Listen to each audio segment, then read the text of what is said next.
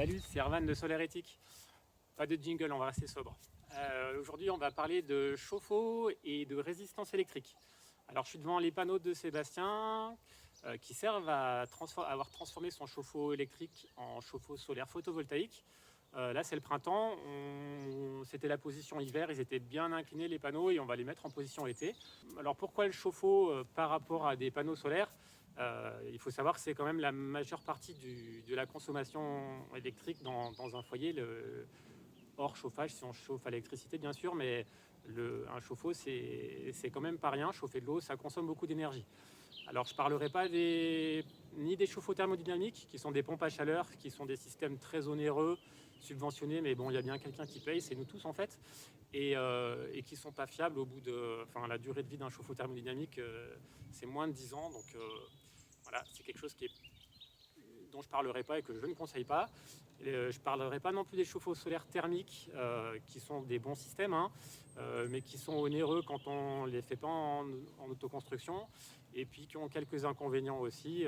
Voilà. Donc, j'ai déjà parlé dans certaines vidéos de la conversion d'un chauffe-eau électrique classique avec des résistances électriques en chauffe-eau solaire avec des panneaux photovoltaïques de récupération. Du côté matériel, c'est moins de 1000 euros. Et c'est une solution qui, à mon avis, est tout à fait pertinente. C'est fiable, c'est durable. Il n'y a pas de technologie. C'est des panneaux de récupération, donc très peu d'impact. Voilà, donc je ne rentrerai pas dans les détails. Moi, je suis plutôt pour le low-tech, le durable et le moins technologique possible. Si ça fonctionne très bien comme ça, pourquoi vouloir optimiser à tout prix avec des trackers MPP ou des choses comme ça qui coûtent cher, qui augmentent le prix. Alors certes, qui sont un peu plus efficaces, mais bon, qui au bout du compte, c'est toujours un peu la course à la technologie, au meilleur, mais si ça marche bien comme ça, pourquoi faire autrement, quoi. Voilà, donc dans certaines vidéos précédentes, j'ai un petit peu expliqué, présenté le principe. Donc aujourd'hui, je voulais revenir sur les résistances électriques qui sont dans les chauffe-eau. Donc une résistance, son rendement, c'est 100%, hein, si vous lui donnez 1 kW de puissance électrique, de puissance effectivement, ça rend 1 kW d'énergie thermique, de puissance thermique. Alors, ici, j'ai amené, donc un chauffe-eau, c'est les chauffe-eau électriques classiques, hein, bien sûr, les ballons Cumulus, on garde le sien. Donc c'est une grosse citerne remplie d'eau, cylindrique, et le bouchon, c'est ce système-là. Donc on a, alors cette partie-là, c'est une anode en magnésium qui sert à éviter la corrosion dans le chauffe-eau. Normalement, c'est quelque chose qu'il faut surveiller souvent. Donc c'est ça qui va être corrodé à la place de la cuve en acier. Et souvent, les personnes oublient de changer leur anode. Et du coup, après, c'est ça qui cause un petit peu la corrosion des chauffe-eau et finalement leur vieillissement précoce, parce que normalement, voilà, c'est très durable aussi. Alors, donc ça, c'est le fourreau d'une résistance classique. La résistance, donc, elle est dans cette partie-là. Et puis là, il y a un deuxième fourreau pour le thermostat. Donc ici, j'ai démonté, on a le thermostat et la résistance. Alors, quand on extrait ça, on a à nouveau les deux parties. Donc la résistance, qui est un fil électrique torsadé, enfin enroulé, et qui passe comme ça dans la céramique, dans toutes les rainures. Alors si on n'a pas de chance, on va dire ça comme ça, il y a seulement 2 bornes, la phase neutre dans une installation classique. Alors je vous dirai pourquoi pas de chance. Et puis donc le thermostat comme ça. Donc le thermostat, moi je conseille en tout cas dans mes conversions de chauffe-eau, je ne laisse pas le thermostat d'origine, je mets plutôt des thermostats à bulbe comme ça, avec des petits capillaires. Alors attention, c'est pas du fil, hein, ça c'est un capillaire dans lequel il y a du fluide, donc il ne faut pas les pincer. Je le mets comme ça sur une platine et ça permet de choisir plus précisément la température de l'eau. Et puis donc j'en mets 2. Il y en a un qui est directement sur le circuit des panneaux solaires, enfin directement avec un contacteur, bien sûr un relais, voire dans les précédentes vidéos. Et puis l'autre qui est donc sur le réseau Enedis pour les jours de très mauvais temps successifs ou un appoint en hiver. Voilà, donc j'ai parlé des thermostats, maintenant je viens donc à la chose principale, donc la résistance. Alors, ces 6 panneaux là, ils sont en train de faire chauffer une résistance qui est annoncée pour 2400 watts. L'inconvénient de ce système, c'est que on a donc une résistance dans le chauffe-eau, comme ici, avec donc ces 2 bornes, et on utilise la même résistance quand on est sur la partie solaire ou quand on est sur la partie réseau. Et donc ça, c'est un petit peu gênant parce que assez régulièrement, il faut basculer entre donc, la source solaire ou la source réseau. On pourrait faire un système automatisé, mais c'est un petit peu plus compliqué.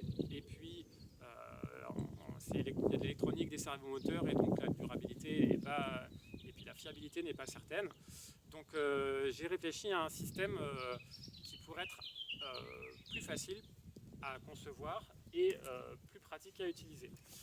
Donc c'est la raison surtout qui a motivé cette vidéo.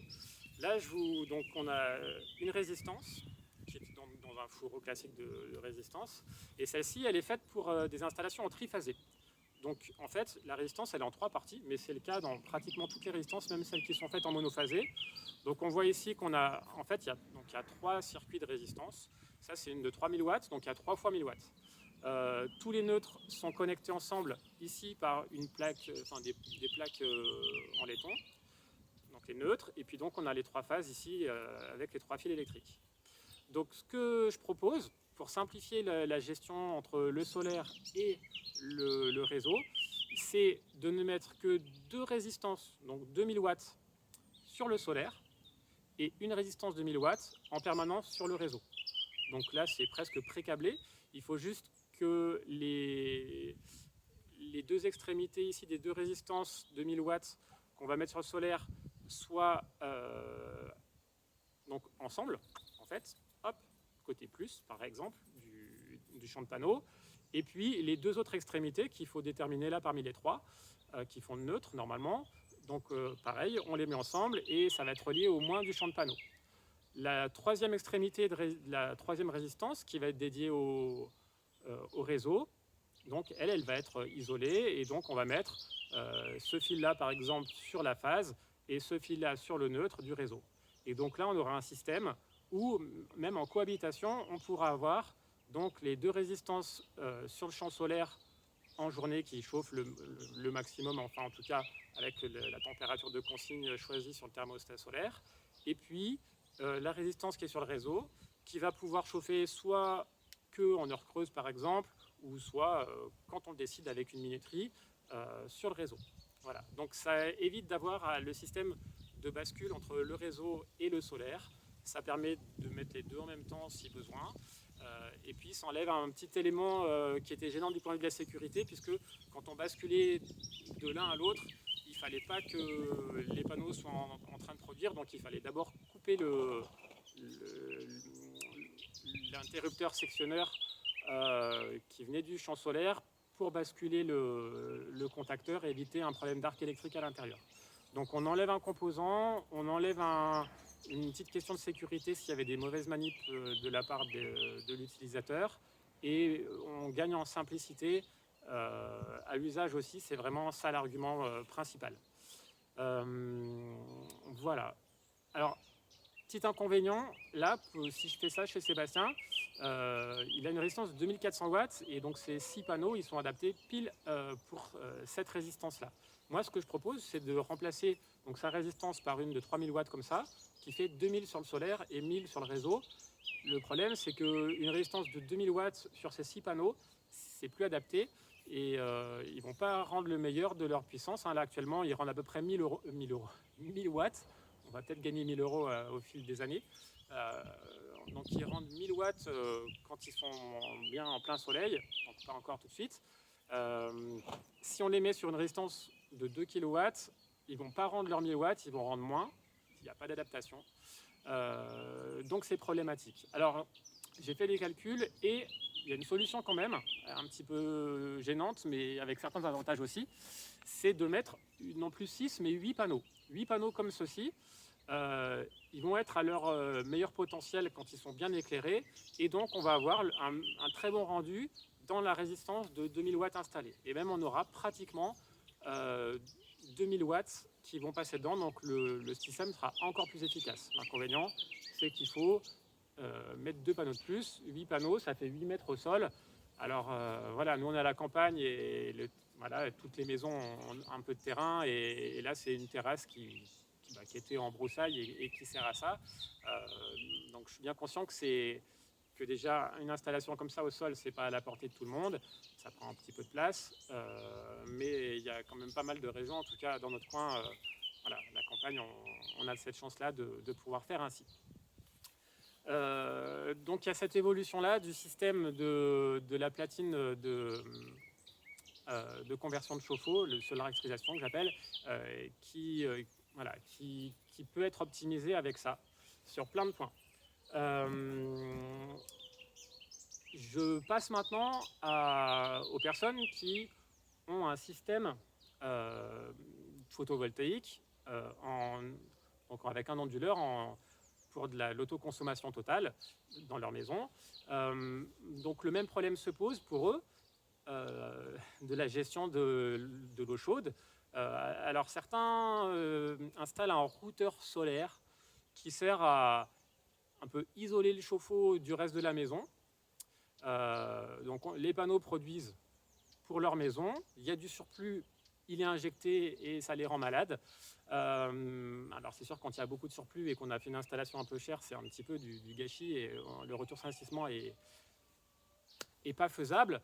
Et donc il y a des personnes ou des entreprises même qui ont conçu des routeurs solaires qui en fait évitent qu'il y ait ce surplus injecté dans le réseau et le détournent exactement au watt près, en saucissonnant en fait la sinusoïde du signal électrique en alternatif, en le fractionnant, et cette fraction de signal va correspondre, qui est donc injectée dans le chauffe-eau. Alors ça, c'est valable que pour des résistances, il n'y a qu'une résistance électrique comme ça qui peut avoir quelque chose de pas propre du point de vue électrique. Donc en n'ayant qu'une fraction régulièrement 50 fois par seconde, en 50 Hz, on enlève une partie de la sinusoïde, on arrive à ne mettre dans la résistance que la puissance de la surproduction, on va dire, de notre installation solaire en réseau, bien sûr, qui vient de l'onduleur. Donc ça, c'est une bonne idée.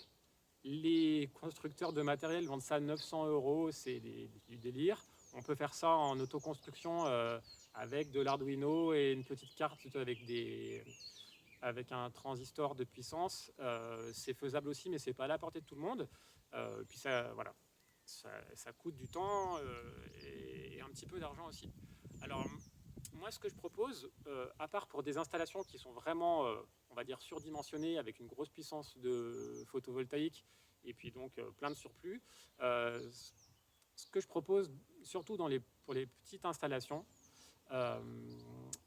c'est de ne pas mettre de routeur solaire, mais de réfléchir à sa résistance, justement, de ne pas la garder entière, on va dire.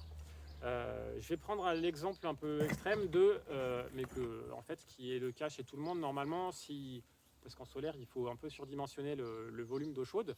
On a tendance à prendre un chauffe-eau de 300 litres, même pour peu de monde, à la maison, parce que voilà, les jours où il ne fait pas beau, on ne va pas mettre le chauffe-eau en route et on va vivre sur le stock d'eau chaude des jours de beau temps. Donc je vais prendre le cas un classique ou typique d'un chauffe-eau de 300 litres qui comporte une résistance de 3 kW à l'intérieur. Alors, les personnes qui ont un routeur, donc elles ne mettent que le surplus en journée dans leur chauffe-eau, mais souvent il n'y a pas assez de surplus pour chauffer la totalité de leur ballon d'eau chaude, donc en fait ils doivent le mettre la nuit en heure creuse. Donc ils achètent de l'électricité, alors certes un peu moins cher, mais quand on fait le calcul, en fait ce qu'on économise, c'est donc cette quantité d'énergie qu'on a consommée la nuit en heure creuse. Donc on peut évaluer le nombre de kilowattheures consommés, multiplié par la différence entre le prix des heures pleines et le prix des heures creuses. Ça, c'est quelques centimes, 3 centimes, je crois, du kilowattheure d'écart. Donc pour rentabiliser un routeur solaire qui a coûté plusieurs centaines d'euros, bon courage, c'est juste pas envisageable. Moi, je suis plutôt pour mettre le chauffe-eau en journée, quand il y a du soleil. Si notre installation photovoltaïque produit, donc avec un onduleur, encore une fois, quand on est connecté au réseau, produit assez d'énergie pour alimenter le chauffe-eau, ça ne coûte rien. Et si on ne produit pas assez, on va acheter, alors oui, en heure pleine, mais même en heure basse. Et les heures basses, moi, j'ai plus de système heure pleine, heure creuse dans mon installation, où j'ai les deux. J'ai un chauffe-eau converti direct comme ça au solaire et puis le reste de l'installation. Donc, on supprime le système heure pleine, heure creuse. Donc, on paye tout le temps le même prix du kilowattheure, qui est un peu moins cher que le prix en heure pleine et un peu plus cher qu'en heure creuse. Et puis, donc on autoconsomme. Et si on doit consommer un peu plus, on achète. Et s'il y a un peu de surplus, tant pis, on injecte.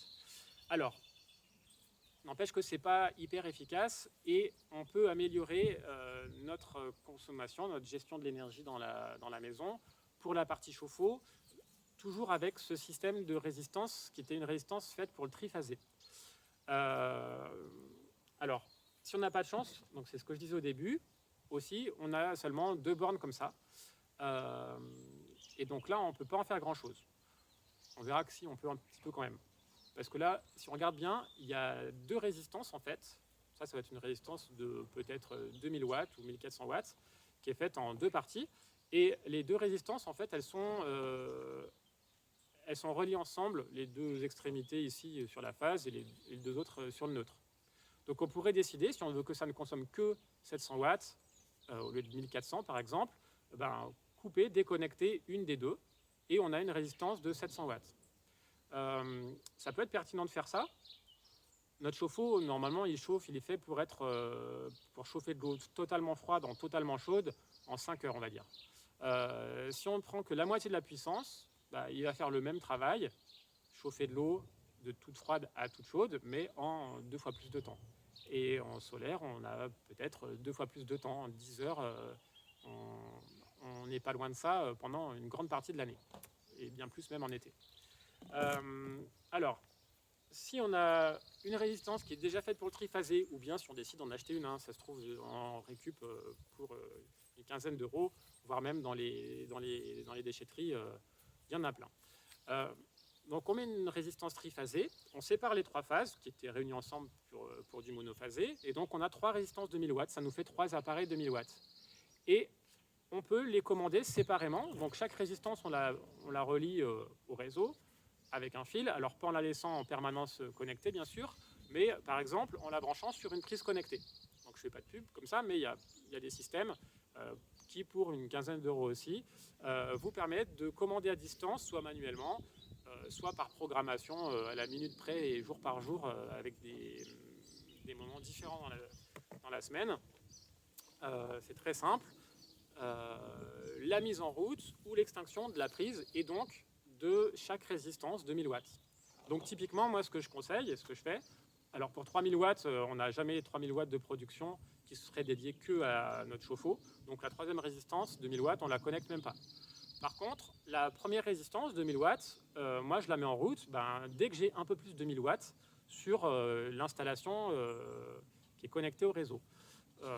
Donc en gros, le bruit de fond de la maison, plus 1000 watts, ça arrive par exemple à 10h du matin en ce moment.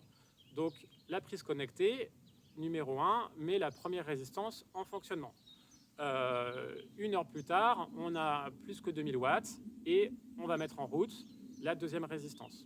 En fait, c'est pas 1000 watts, 2000 watts, c'est 1/3, 2/3 de la résistance. Ceux qui avaient une résistance en 2400 watts triphasée, c'est même encore mieux. On a 3 fois 800 watts. Voilà, entre midi et 2, si on est à la maison et qu'on cuisine et qu'on met le four en route ou des plaques à induction, on a programmé les prises pour que ça coupe la résistance et qu'on ait toute la puissance pour notre cuisine. On règle les prises connectées pour qu'elles remettent tout dès qu'on a fini de manger, donc typiquement, je sais pas moi, n'importe, à midi et demi.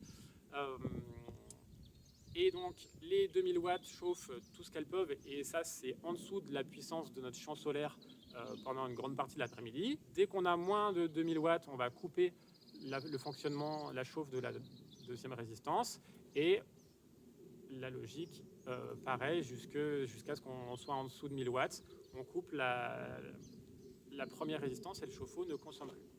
Donc je suis bien d'accord que c'est moins beau, moins propre qu'un routeur solaire qui ne met dans la résistance du chauffe-eau que le surplus de l'installation. Mais on optimise quand même pas mal et on n'a pas à investir dans des produits technologiques ou à s'embêter avec des routeurs solaires qui ont une durée de vie limitée parce que c'est l'électronique. Donc avec ce système-là, on consomme en journée quand on a du soleil et on a adapté un petit peu notre résistance à la réalité de la situation. Alors il y a un petit peu de gestion, c'est un peu pénible, il faut programmer les prises. Si c'est des jours où il ne fait pas beau, il faut dire à l'application de ne pas lancer les prises connectées. On peut aussi mettre en marche forcée si on n'a plus d'eau chaude ou si on a du monde. On peut mettre en permanence voilà, manuellement. Donc c'est un système qui est bricolé, on va dire, qui n'est pas parfait, mais qui, à moindre frais, à moindre technologie, permet quand même d'optimiser son installation solaire si on a déjà une installation sur réseau avec un onduleur en autoconsommation. Voilà, c'était important que je parle de ça aussi. Et c'est en tout cas, l'idée est la même, c'est de prendre notre chauffe-eau existant, de ne pas réinvestir dans des choses technologiques comme des chauffe-eau thermodynamiques ou bien de faire une installation avec plein de plomberie comme un chauffe-eau solaire thermique. Si on a une installation photovoltaïque qui est déjà existante, et maintenant ça coûte de moins en moins cher, et avec des panneaux de récup comme ça, l'impact environnemental et l'impact financier sont très limités, on peut quand même avoir quelque chose de pas mal. Voilà, c'était important que je vous présente ça. Si vous avez des questions ou des propositions constructives, on n'est pas toujours à vouloir avoir raison. Je ne dis pas que c'est le meilleur système et que tout le reste qui est proposé, c'est nul. C'est une proposition, une idée. Si cette idée vous plaît, si vous en êtes servi et que vous souhaitez m'encourager, me soutenir, vous pouvez faire une contribution. J'ai créé un compte sur une plateforme de dons qui me permet de financer un petit peu mon activité et puis un projet d'achat de véhicules électriques, d'un utilitaire électrique, donc sur la plateforme Utip Soleretic. Voilà, ou bien depuis mon site internet aussi un lien. Je vous remercie, à bientôt.